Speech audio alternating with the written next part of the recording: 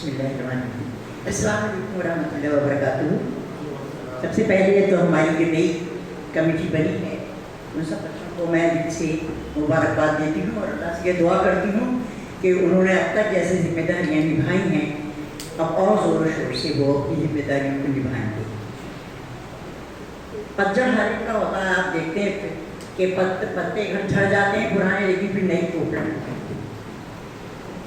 तो जो उजाड़ चमन होता है वो फिर लहराने लगता है, बाहर आती है। तो ये बच्चे सारे बहुत अच्छे काम करने वाले हैं और इंशाल्लाह वो भी करेंगे। बस एक रिक्वेस्ट है मेरी कि मैं यहाँ जब जिस वक्त प्रोग्राम का मैंने नाम सुना तो मुझे लगा था कि पूरा ये छोटा पड़ जाएगा, तो मुझे बहुत अफसोस के साथ ये कहना पड़ रहा है हमारी एक एक की जिम्मेदारी है कि हम अपने साथ लोगों को सीट के जाएँ, उनको मोटिवेट तो करें कि हम क्या कर रहे हैं, आज हालात क्या है हिंदुस्तान की।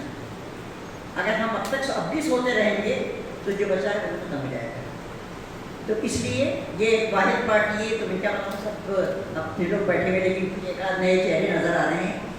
तो सबसे बड़ा काम जो है वो ग्रास रूट लेवल का है कि हम लोगों को मोटिवेट करें कि अब तो जग जाओ भाई, क्या अब बचा क्या है तुम्हारे पास।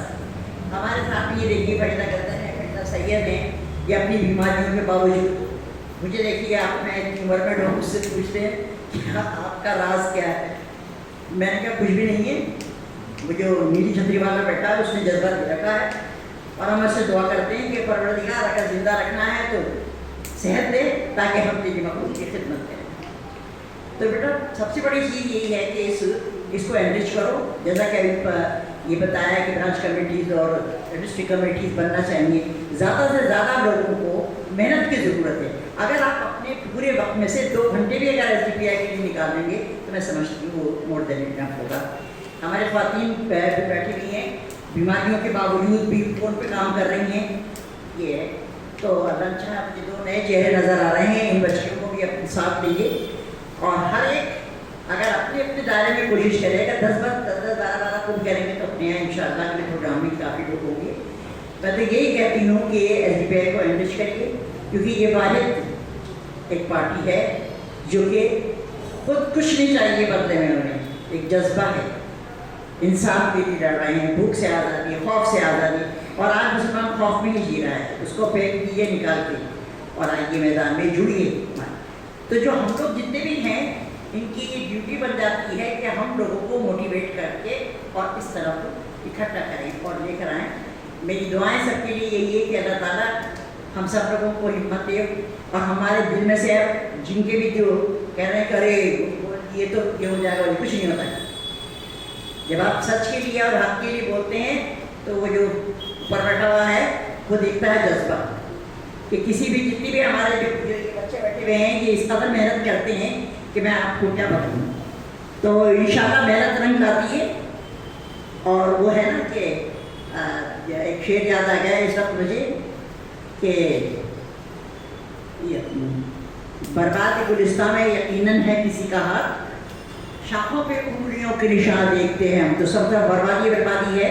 अब इस बर्बादी के दौर में अगर हम लोगों ने हिम्मत से काम लिया और ज़्यादा से ज़्यादा अगर हम लोग तादाद में अभी इस वक्त कम है, जहाँ तक काम हो रहा है वहाँ देखिए कैसे लड़ाइयाँ लड़ रहे हैं, कैसे वही जज्बा पैदा करिए और लोगों को मोटिवेट करिए।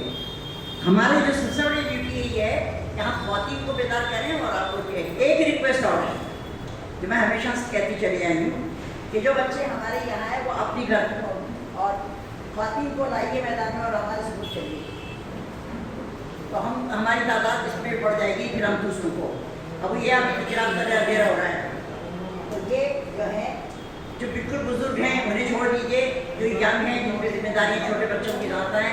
अब हम साउथ जाते हैं बाद निशाना बशाना है। तो मैं दुआएं यही हैं कि आप लोगों को जो जिम्मेदारियाँ दी गई हैं अल्लाह ताला आपको हिम्मत दे।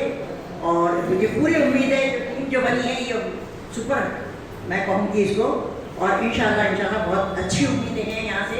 और जो सामईन बैठे हुए हैं आप अपनी ये ड्यूटी समझिए कि हम ये अल्लाह के लिए काम कर रहे हैं और हम कौम के लिए काम कर रहे हैं।